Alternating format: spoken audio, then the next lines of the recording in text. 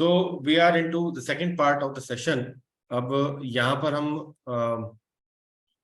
बात करते हैं essentials of levy of tax. देखो, एक बात का ध्यान रखना है कि जब हम किसी टैक्स की बात करते हैं तो उसके ना कुछ एक फंडामेंटल और कोर उसके एक वैल्यूज हैं जिसके बेसिस पे लेवी होती है, राइट। हमारे पास एक ना जजमेंट थी, बड़ी सुंदर सी। ये इस जजमेंट का नाम था गोविंद सरन गंगा सरन। सुप्रीम कोर्ट की जजमेंट है versus commissioner of sale tax. ये बड़ी फेमस जजमेंट है, बड़ी लैंडमार्क जजमेंट है। बहुत जगह पर आपको ना इसका रेफरेंस सुनने को मिलेगा। इससे ना पूरे एक फंडामेंटल्स क्रिएट किए कि हमारे को अगर टैक्स की कोई लीवी अगर करनी है तो उसके अंदर चार कौन से ऐसे पिलर्स हैं जो होने बहुत जरूरी है। अगर वो चार पिलर नहीं प्रेजेंट है तो ये सारी की सारी लीवी फेल हो जाएगी। तो देखो कि पहला जो उन्होंने कंपोनेंट बताया, उन्होंने कहा first, the character of the imposition known by its nature which prescribes the taxable event attracting the levy। तो हमारे को पहले टैक्सेबल इवेंट होना चाहिए कि कौन सा ऐसा मौका होगा जिस मौके पे होने पे हमारे को लेवी लग जाएगी। फॉर एग्जांपल, जब पुराना सेंट्रल एक्साइज था तो taxable event was manufacturing of goods, तो levy was at the time of manufacturing of goods, but the collection was at the time of removal of goods. तो taxable event हमारे को clear होना चाहिए कि when the levy will happen, like in GST when the supply will happen, taxable event वहां पर हो जाएगा, वहां पे इसकी लेवी होगी, right. The second which is important aspect is clear indication of the person on whom it is to be levied, levy is to be imposed. तो हमारे को ये क्लियर होना चाहिए कि भैया ये जो लेवी है ये किसके ऊपर लगेगी। मोस्ट ऑफ द केसेस के अंदर जो लेवी है जीएसटी के अंदर ये सप्लायर के ऊपर लगती है, बट आपने देखा होगा कि हमारे पास रिवर्स चार्ज मैकेनिज्म भी है। तो बहुत सारे केसेस में लेवी जो होती है रेसिपिएंट पे भी लग जाती है। But law has to be very clear कि अगर लेवी लगेगी तो ये किसके ऊपर लगेगी, सप्लायर के ऊपर कि रेसिपिएंट के ऊपर। अगर यहाँ पे क्लैरिटी नहीं है किसी प्रोविजन के अंदर तो whole levy will fail. Then the third is basically the rate on which the tax is to be imposed. अगर आपके पास कहीं पे रेट की क्लैरिटी नहीं है कि ये किस रेट पर टैक्स लगेगा, even then the levy will fail. And the last, which is fourth, is the value to which the rate will apply। अगर वैल्यू की डिटर्मिनेशन नहीं है कि भाई रेट तो पता लग गया कि भाई 10% लगाना है, 18% लगाना है, 15% लगाना है, 12% लगाना है, रेट पता लग गया, किस पर लगाना है, वो वैल्यू क्या होगी, अगर वो भी लॉ ये क्लियर नहीं करता है तब भी लेवी फेल हो जाएगी। तो ये एक स्टूल के चार पैर हैं, इस पैरों में से, चार पैरों में से अगर एक पैर भी गायब है तो स्टूल पे बैठा नहीं जा सकता, उसको लॉ को इंप्लीमेंट नहीं किया जा सकता। If those components are not clearly and definitely ascertainable, it is difficult to say that the levy exists in the point of law. Any uncertainty or vagueness will ill the legislative scheme defining any of those components of the levy will fatal to its validity। So ये चारों component होने बहुत जरूरी है। ये बहुत important judgement है supreme court की, इसको ध्यान में रखना। कभी भी आपको कोई रेफरेंस देना पड़े तो ये जजमेंट बहुत इंपॉर्टेंट है। अगर हम अब सेक्शन 9 की तरफ जाते हैं जो हमारा चार्जिंग सेक्शन है। देखो क्या है कि हमारे ना एक्ट के अंदर एक चार्जिंग सेक्शन होना बहुत जरूरी है। चार्जिंग सेक्शन क्या है कि ये डिफाइन करता है कि जो ये मशीन है इस टैक्स स्टैट्यूट की, ये कब और कैसे चलेगी, स्टार्ट कैसे होगी, ये मोटर कैसे चलेगी। तो उसके लिए सेक्शन 9 है सीजीएसटी के अंदर, सिमिलर सेक्शन 9 है एसजीएसटी के अंदर, आईजीएसटी के अंदर ये सेक्शन 5 है। तो लगभग सेम लैंग्वेज है। हम ये तीनों एक्ट की जो प्रोविजन है इसको साथ ही पढ़ लेंगे ताकि हमारे को ये बार बार ना पढ़ना पड़े, और प्रोविजन लगभग सेम ही है। तो व्हाट डज इट से? इट सेज पहले बात के अंदर वो बात क्या करता है, वो कहता है there shall be levied a tax called CGST, SGST and IGST. ये स्टार्ट है इस प्रोविजन की, right. Then it says on all intrastate and interstate. Intrastate की बात करता है सीजीएसटी और एसजीएसटी एक्ट के अंदर, और इंटरस्टेट की बात करता है आईजीएसटी के अंदर। तो ये कहता है there shall be levied a tax called CGST oblique SGST, ये इन दोनों एक्ट के अंदर, ऑन ऑल इंट्रास्टेट ट्रांजैक्शंस। और आईजीएसटी में कहता है there shall be levied a tax called IGST on all interstate transactions. ठीक है, आगे क्या कहता है वो, वर्ड कहता है सप्लाईज। अब देखो एक एक वर्ड का मीनिंग बहुत ज्यादा इंपॉर्टेंट है। जब भी आपको लॉ पढ़ना है, देखो यहाँ पे एक रनिंग के अंदर ना, लॉ के अंदर ये पूरी डेफिनेशन दी गई है, हमने इसको कितने हिस्सों में तोड़ने की कोशिश की है। वो कहता है कि किस पे लगेगा, सप्लाईज पे। तो टैक्सेबल इवेंट सप्लाईज के ऊपर होगा, ऑफ द गुड्स और सर्विसेज।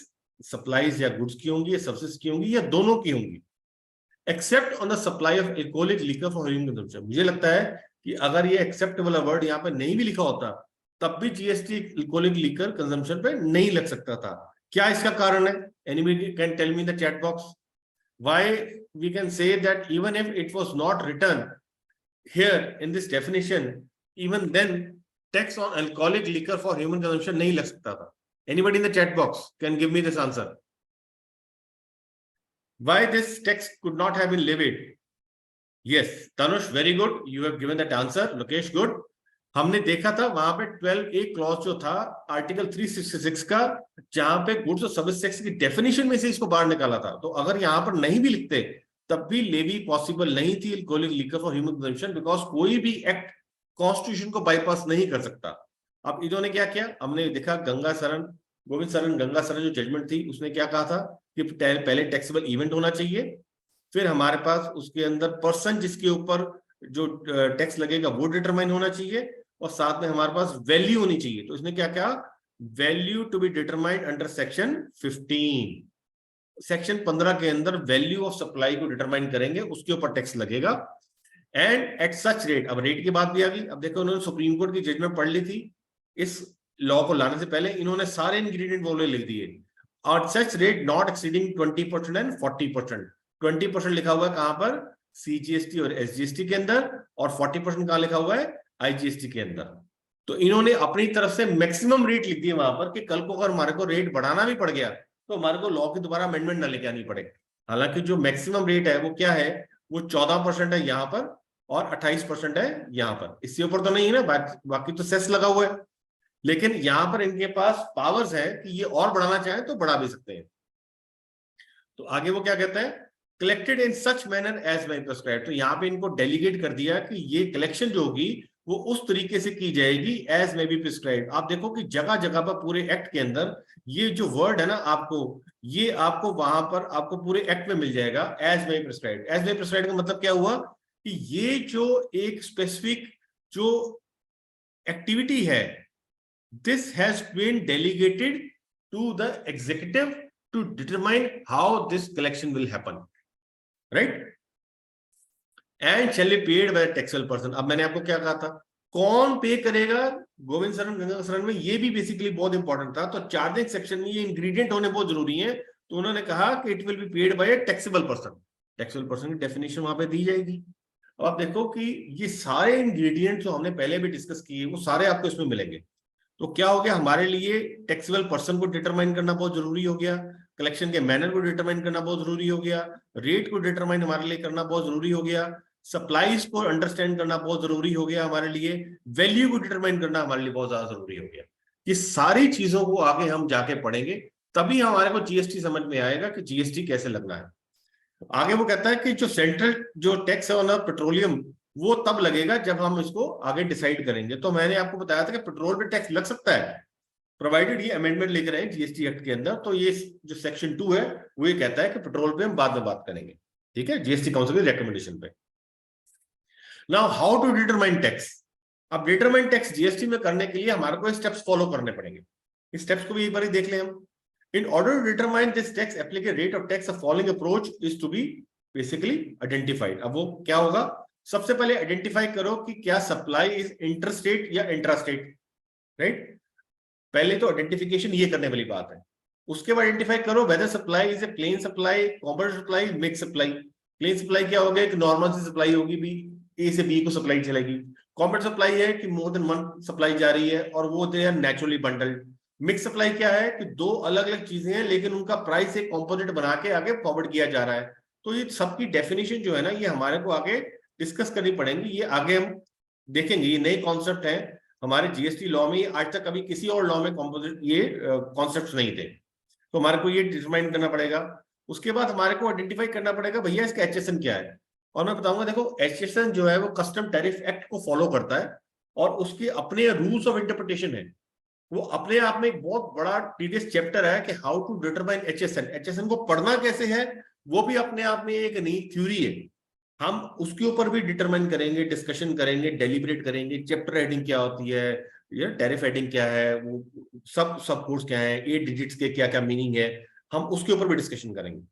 उसके बाद identify whether HSN applies to more than one description line, if yes analyse which of description more specific to the supply question. ये जो मैं आपको बता रहा हूँ कि सबसे ज्यादा औखा काम जो है ना वो एचएसएन को फाइनलाइज करना है। कई बार क्या होता है कि एक आइटम होती है वो आपको लगता है यार 2-3 आइटम लाइंस के अंदर फॉलो कर रही है, तो हमारे को rules of interpretation HSN code के फॉलो करते हुए हमारे को फिर फाइनलाइज करना पड़ता है कि इन ऑप्शन में से सबसे स्पेसिफिक कौन सी ऑप्शन है जो हमारे प्रोडक्ट को आइडेंटिफाई करती है। Once the classification assistant identify whether such goods or services qualify for an exemption, फिर हमारे को एग्जाम्पशन नोटिफिकेशन देखनी पड़ेगी। क्योंकि देखो पहले तो क्या होगा कि हम सप्लाई आइडेंटिफाई कर लेंगे कि whether it is a supply और नॉट। अगर वो सप्लाई है, आप सप्लाई की डेफिनेशन देखोगे तो पता नहीं पूरी दुनिया ही उन्होंने उसमें भर दी है, तो हर एक चीज को सप्लाई का पार्ट बना दिया। सप्लाई का पार्ट बनाने के बाद उसका टैक्स डिटरमाइन करने के बाद भी जब हम उसके ऊपर टैक्स को लेवी करने जाते हैं तो एक बारी रुक जाए और एग्जाम्पशन नोटिफिकेशन को एक बारी हम देख लें कि कहीं कोई एग्जाम्पशन नोटिफिकेशन तो नहीं ऐसी है कि जहां पर हमारे को ये देखना है कि टैक्स लगना है कि लगना। एक चीज जो इसमें मिसिंग है, हमारे को ये भी देखना पड़ेगा कि क्या उस सप्लाई पे फॉरवर्ड चार्ज है, राइट, और उसके ऊपर आरसीएम है, तो हम इसको कहते हैं एफसीएम या आरसीएम। तो हमारे को ये भी देखना पड़ेगा कि क्या ये फॉरवर्ड चार्ज में फॉल करता है या ये आरसीएम में फॉल करता है। तो इन दोनों की चीजों को डिटरमाइन करने के बाद हम टैक्स लायबिलिटी को फाइनलाइज करेंगे। अब हम आगे बात देखें इसके अंदर लेवी रिवर्स चार्ज।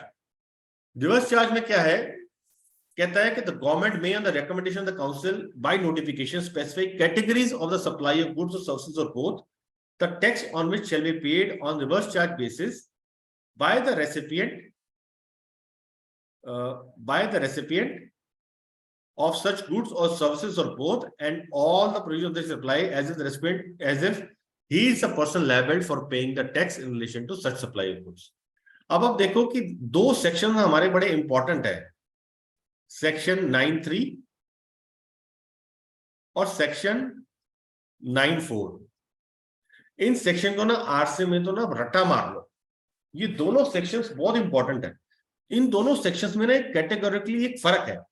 वो ये क्या फर्क है कि जो ये 9(3) सेक्शन है ना, ये बेसिकली कैटेगरीज ऑफ गुड्स और सर्विसेज को ये डिटरमाइन करता है कि कौन कौन सी सप्लाईज होंगी, कैटेगरीज ऑफ सप्लाईज होंगी जिनके ऊपर रिवर्स चार्ज लगेगा, राइट। तो हमारे पास दो तरीके हैं, या तो हम उन सप्लाईज के ऊपर रिवर्स चार्ज को फाइनलाइज कर लें, या हम कुछ ऐसे बंदों को फाइनलाइज कर लें कि जो बंदे जो है वो रिवर्स चार्ज में पेमेंट करेंगे। तो 9(3) जो है ये कैटेगरीज ऑफ सप्लाईज और गुड्स को बेसिकली डिटरमाइन करते हैं ऑफ सप्लाईज एंड गुड्स और सर्विसेज बोथ, जिसके ऊपर रिवर्स चार्ज लगे। तो सेक्शन 9(3) की सारी नोटिफिकेशंस हमारे को आई हुई है जिसके अंदर हम ये फाइनलाइज करते हैं कि कौन सा। अब जो सेक्शन 9(4) है, ये 9(4) क्या कहता है, the government may on the recommendation of the council by notification specify the class of registered person. यहाँ पे जो बंदे सप्लायर है या रेसिपिएंट है, या कि बंदे जो रेसिपिएंट होते हुए भी लायबल टू टैक्स हो जाएंगे, वो कौन कौन से होंगे वो ही डिटरमाइन करता है। Who shall in respect of the supply of specified categories of goods or services or both received from an unrestricted supplier pay the tax on reverse charge। अब देखो क्या है कि यहाँ पे दो कंडीशन लगा दी, कहते हैं क्लास और रजिस्टर्ड पर्सन भी बताएंगे और स्पेसिफाइड कैटेगरीज ऑफ गुड्स और सर्विसेज भी बताएंगे कि कौन से बंदे कौन से गुड्स लेने के ऊपर रिवर्स चार्ज पे करेंगे। तो यहाँ पर जो डिफरेंस है ये बहुत ज्यादा डिफरेंस है। यहां पर सिर्फ उन्होंने कहा कि कैटेगरीज ऑफ गुड्स होंगी, राइट, गुड्स सप्लाई, और यहां पर क्या होंगी, registered person, class of registered person भी होगा और specific categories of goods services both होंगी। रिसीव्ड फ्रॉम अनरजिस्टर्ड सप्लायर, यहां पर अनरजिस्टर्ड सप्लायर का कोई भी मेंशन नहीं है। देखो यहां पर अनरजिस्टर्ड सप्लायर नहीं है 9(3) में। 9(4) में क्या कहता है कि अनरजिस्टर्ड सप्लायर से लोगे तभी 9(4) एप्लीकेबल होगा। तो क्या हुआ यहां पर, क्या है, unregistered supplier, right, then class of registered person, then specified category of goods or services। ये तीन कंडीशंस है, तीन कंडीशंस होंगी तो 9(4) लगेगा। यहां पर क्या कहता है 9(3) के ऊपर, 9(3) के कहता है कैटेगरीज ऑफ गुड्स और सर्विसेज और बोथ, बस इसमें और कोई वो बात नहीं करता, राइट। तो 9(3) की नोटिफिकेशन हमारे को ज्यादा मिलेंगी। 9(4) जो था वो ये पहले ना बड़ा ड्रैकोनियन प्रोविजन था। 9(4) में इन्होंने कह दिया था कि कोई भी गुड्स ऑफ अनलिस्टेड सप्लायर्स लोग सभी के ऊपर आपको रिवर्स चार्ज पे टैक्स देना पड़ेगा। जब नया नया जीएसटी लॉ आया, बड़ा ह्यू एंड क्राइम मच गया। फिर इन्होंने एक नोटिफिकेशन 13/2017 के किसी ऐसा कोई निकाली थी, जो 12 अक्टूबर 2017 में जाके एग्जम्पशन उन्होंने दे दी। उसमें 5,000 की एग्जम्पन उन्होंने दे दी। उसके बाद उन्होंने टोटल एग्जम्पशन दे दी। उसके बाद उन्होंने सारा का सारा लॉ ही चेंज कर दिया 9(4) का। अब देखो जो 9(3) है उसके लिए क्या है, हमारे को नोटिफिकेशन नंबर कौन सी है, नोटिफिकेशन नंबर 4 और नोटिफिकेशन नंबर 13/2017। और सिमिलर नोटिफिकेशन हमारे पास आईजीएसटी के अंदर भी है। सिर्फ इसके अंदर नोटिफिकेशन के अंदर फर्क है, यहाँ पे 10/2017 है, यहाँ पर 13/2017 है। तो जब आरसीएम की नोटिफिकेशन है वो आप 13/2017 के अंदर ही देखोगे कि कौन कौन सी ऐसी है। जो ये 4/2017 है ये गुड्स को लेके है, this is goods and this is services. तो 4/2017 CT rate is relating to goods, 13/2017 is relating to services. Similar notification is there in IGST for goods and for services, right. अब इसके अंदर जो हमारे को रिवर्स चार्ज लगेगा, अगर आप दोनों नोटिफिकेशन देखोगे बिल्कुल सेम नोटिफिकेशन है, कोई फर्क नहीं है। सिर्फ वहां पर फर्क जो डाला हुआ है वो इंपोर्ट ऑफ सर्विसेज के केस में डाला हुआ, आईजीएसटी के केस में, क्योंकि इंपोर्ट ऑफ सर्विसेज के ऊपर आरसीएम लगता है, लेकिन वो सिर्फ आईजीएसटी में लग सकता है, सीजीएसटी एसजीएसटी में नहीं लग सकता। इसलिए वो एडिशन इसमें 10/2017 के अंदर की गई है, जो यहाँ पर नहीं है। एक और वहां पे एडिशन है, वो हम बाद में डिस्कस कर सकते हैं। अब यहाँ पर अगर हम देखें तो यहाँ पर नोटिफिकेशन नंबर कौन सी है, नोटिफिकेशन नंबर 7/2019 है आपकी, जो रिवर्स चार्ज मैकेनिज्म की आपकी नोटिफिकेशन है। 2019 की मैं आपको इसलिए करके बात कर रहा हूँ, देखो अब ध्यान से, 2017 नहीं है, क्योंकि 2017 में जो ये प्रोविजन थी 9(4) की, ये कुछ और थी। बाद में अमेंडमेंट करके प्रोविजन कुछ और ले आए। उसके बाद 7/2019 की नोटिफिकेशन की जो डिटेल थी उसी के अंदर इन्होंने नोटिफिकेशन लेके आए हैं। अब मैं आपको बताता हूँ कि 9(4) के अंदर जो रियल एस्टेट वाले लोग हैं, जो प्रॉपर्टी डेवलप करते हैं जॉइंट डेवलपमेंट एग्रीमेंट के अंदर, उसमें जो प्रमोटर्स होते हैं, सिर्फ उन्हीं के ऊपर आरसीएम लगता है और किसी पे नहीं लगता। तो सिर्फ एक ही स्पेसिफिक इन्होंने नोटिफिकेशन की है बंदों की, जिनके ऊपर ये 9(4) आज की डेट में लगेगा, बाकी किसी केस में नहीं लगेगा। इसमें और भी नोटिफिकेशन नहीं आई है, तो इसमें ज्यादा आपको कंफ्यूज होने की कोई जरूरत नहीं है। Am I clear on this? Everybody is there on this on the same page? Yes or no कर सकते हो कि नहीं? All are clear? कोई क्वेश्चन इसमें? ठीक है भाई, चैट पे तो आ सकते हो, नहीं बोलना तो। Clear? Great. I'm getting good response from Priyanka, Tanush, Lokesh, Noble. All are saying yes. So great, great, great. चलो, let's move forward. Highlights of RCM. अब हाइलाइट्स ऑफ आरसीएम क्या क्या है, देखो क्या है कि हमारे जीएसटी लॉ के अंदर कोई पार्शियल रिवर्स चार्ज मैकेनिज्म वाला सिस्टम कुछ नहीं है। यहां पर तो सिर्फ फुल रिवर्स चार्ज मैकेनिज्म ही है, या तो आरसीएम होगा यस या नो। यहाँ पे और कोई बीच की चीज नहीं है कि आधा वो आधा वो, ऐसा कुछ नहीं होने वाला, ठीक है।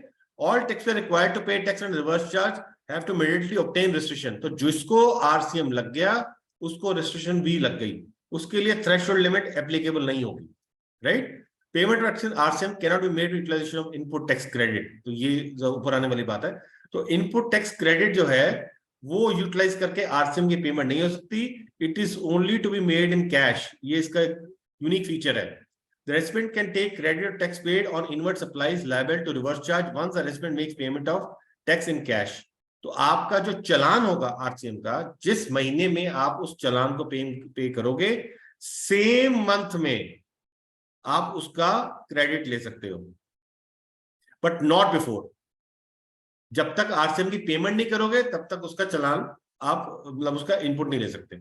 गुजरात हाईकोर्ट ने मोहित मिनरल्स का केस था, ये बेसिकली गुजरात हाईकोर्ट की बात है। सुप्रीम कोर्ट ने भी मोहित मिनरल के केस को डिसाइड करके इसको ओके कर दिया था।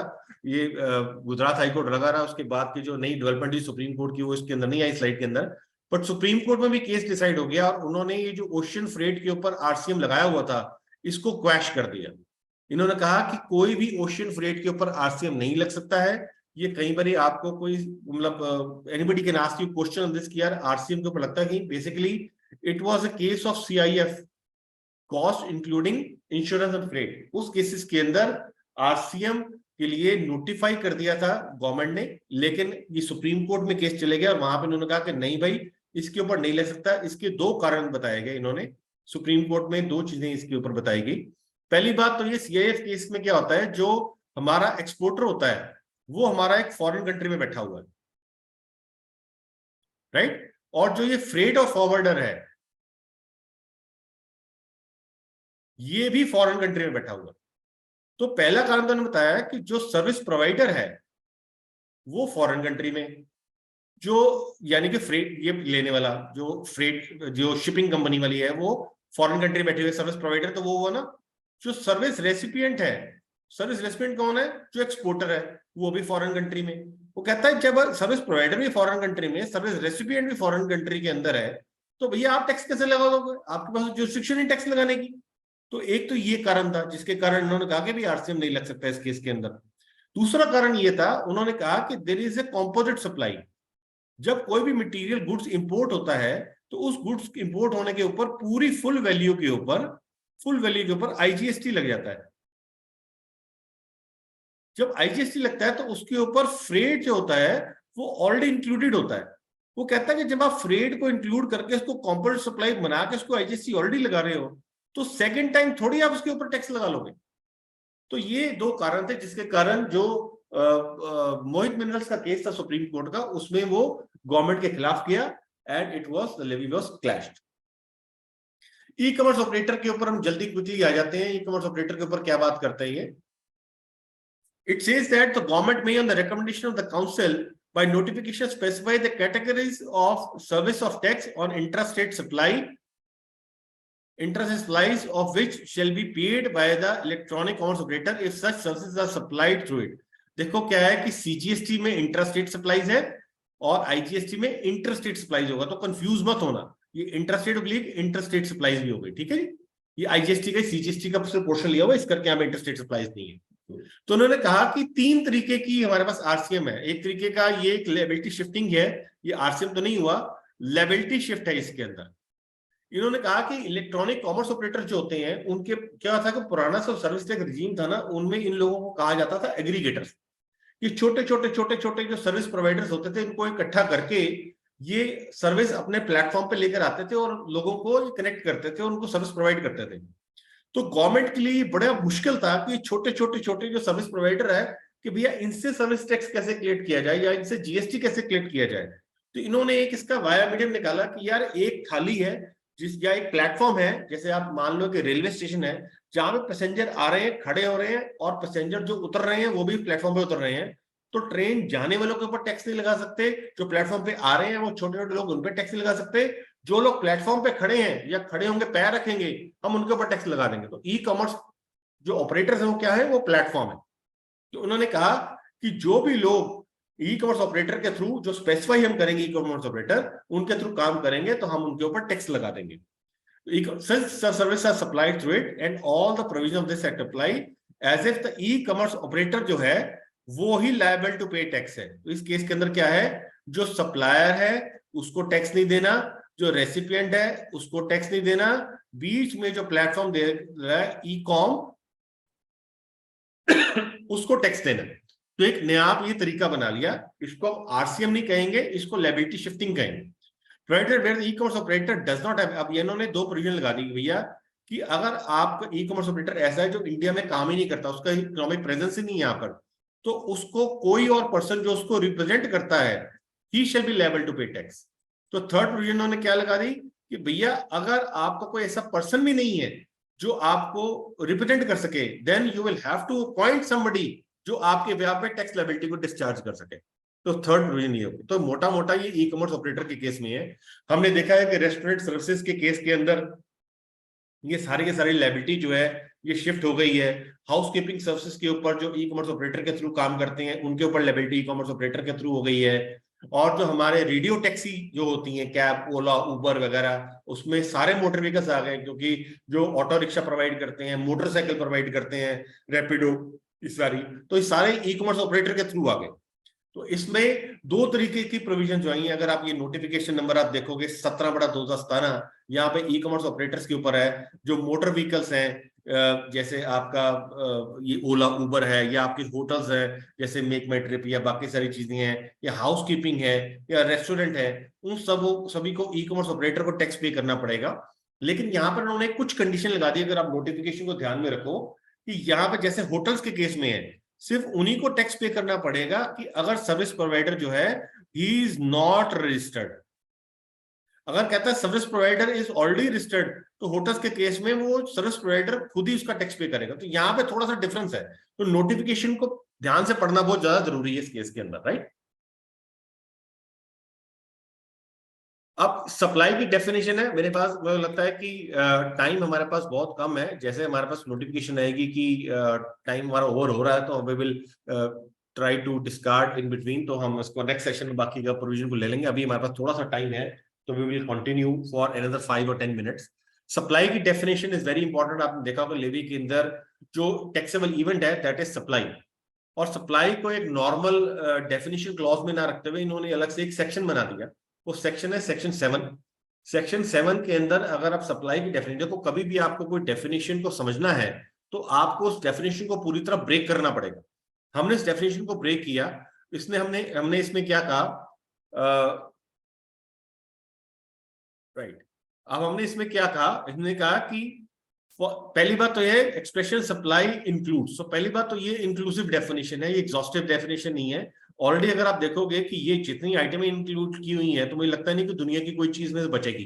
लेकिन इसके बावजूद भी सप्लाई की डेफिनेशन को इंक्लूड कहा कि उन्होंने कहा कि ये फिर भी हमारी एग्जाम्पल्स नहीं है।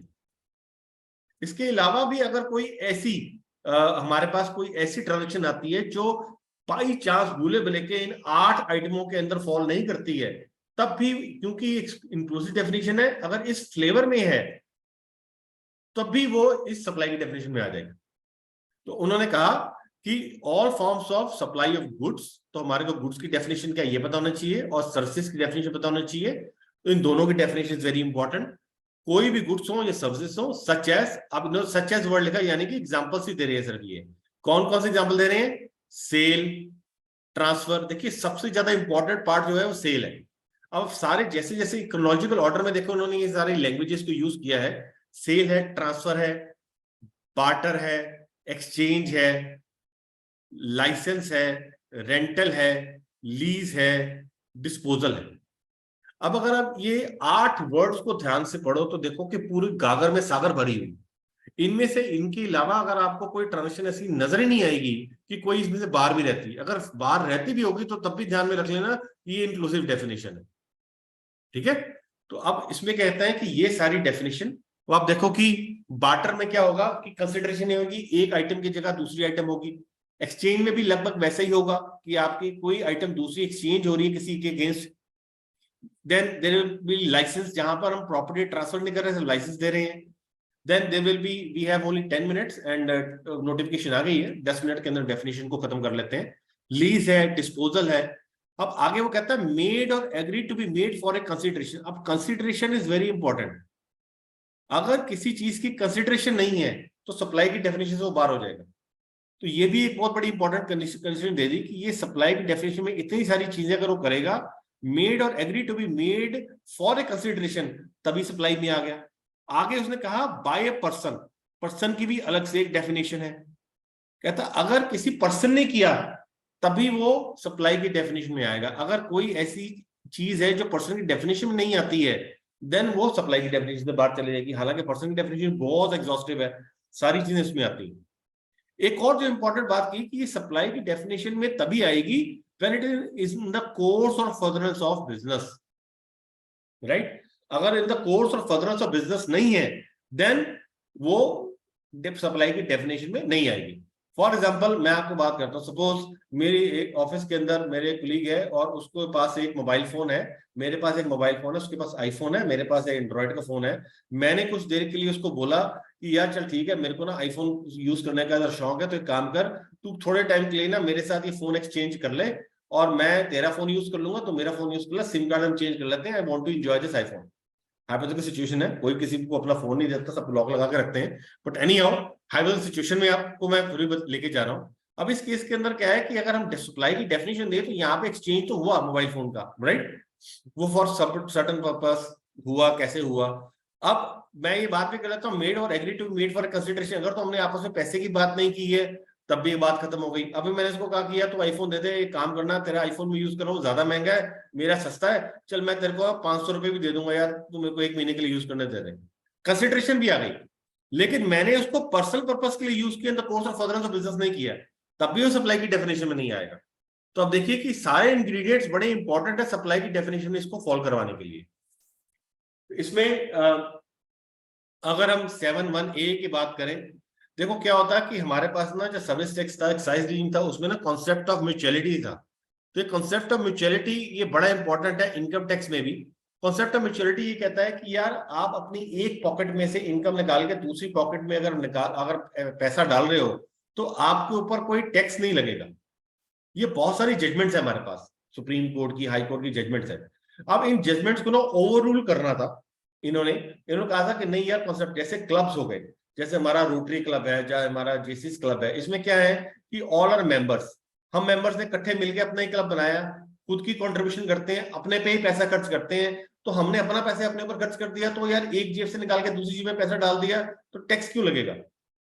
तो बहुत सारी जजमेंट्स ऐसी आ गई, लेकिन अल्टीमेटली उन्होंने कहा कि नहीं भाई हम नहीं मानते, अगर ऐसी सिचुएशन भी होगी तब भी हम टैक्स लेंगे। द एक्टिविटीज और transaction by a person other than an individual to its members और कॉन्स्टिट्यूएंट्स और vice versa for cash, deferred payment और other valuable consideration. For the purpose of this clause, it is hereby clarified that notwithstanding anything contained in any other law or by any order of the court, इन्होंने सारे court, tribunal, authority के जो भी order से उसको not standing कर दिया, हम किसी चीज को नहीं मानेंगे। अगर वो इंटर से आपस में ट्रांजेक्शन भी है बिटवीन 2 पर्सन, तो उसको माना जाएगा कि दो अलग अलग पर्सन के अंदर है और उसके ऊपर टैक्स लगा दिया जाएगा। और ये जो अमेंडमेंट थी, चाहे विद रेट्रोस्पेक्टिव इफेक्ट की from 1 July 2017, it was enforced from 1 July 2022 only. तो अब जितने भी ये जो म्यूचुअलिटी वाले क्लब्स हो गए, फोरम्स हो गए, इनके ऊपर टैक्स लग गया। हाँ बेसिक एग्जम्पशन लिमिट है, लेकिन now they are also subjected to tax. Now supply के अंदर कहा इंपोर्ट ऑफ सर्विसेज के ऊपर फॉर ए कंसिडरेशन अगर है तब भी उसके ऊपर जीएसटी लग जाएगा, whether not for in the course of furtherance of business. अब इसमें ये बड़ा इंपॉर्टेंट बात है, ऊपर हमने पढ़ा कि in the course of furtherance of business है तब सप्लाई माना जाएगा, लेकिन अगर इंपोर्ट ऑफ सर्विसेज है, अगर in the course of furtherance of business नहीं भी है तब भी उसके ऊपर टैक्स लग जाएगा। तो ये तो बड़ी खतरनाक बात हो गई। मैंने अपना पर्सनल घर बनाना था, बिजनेस के लिए नहीं था, मैंने किसी अपने फॉरेन दोस्त से मैंने अगर अपनी सर्विसेज ली, आर्किटेक्चर सर्विसेज की, तो चाहे वो बिजनेस के लिए नहीं था लेकिन उसके ऊपर भी टैक्स लग जाना था। तो ये एक बड़ा ड्रैकोनियन प्रोविजन यहाँ पे इन्होंने डाली। हालांकि इन्होंने आगे नोटिफिकेशन एक निकाल के इसके ऊपर एग्जम्पशन दे दी। एक्टिविटी स्पेसिफाइड शेड्यूल 1 मेड और agreed to be made without a consideration.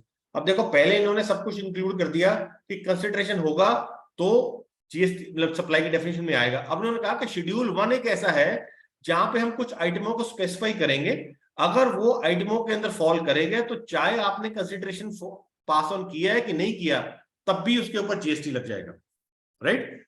Then next is where certain activities of transaction constitute supply in accordance with provision of subsection 1, they shall be treated as either supply of goods or services referred to schedule 1।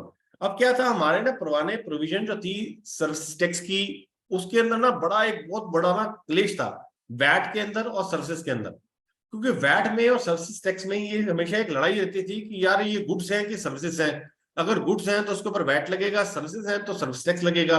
हालांकि supreme court की judgement आ गई थी कि ये कोई बात नहीं है कि भाई अगर गुड्स का वैट लग गया तो सर्विस टैक्स नहीं लग सकता, सर्विस टैक्स लग गया तो वैट नहीं लग सकता, उस सिचुएशन में दोनों लग जाएंगे।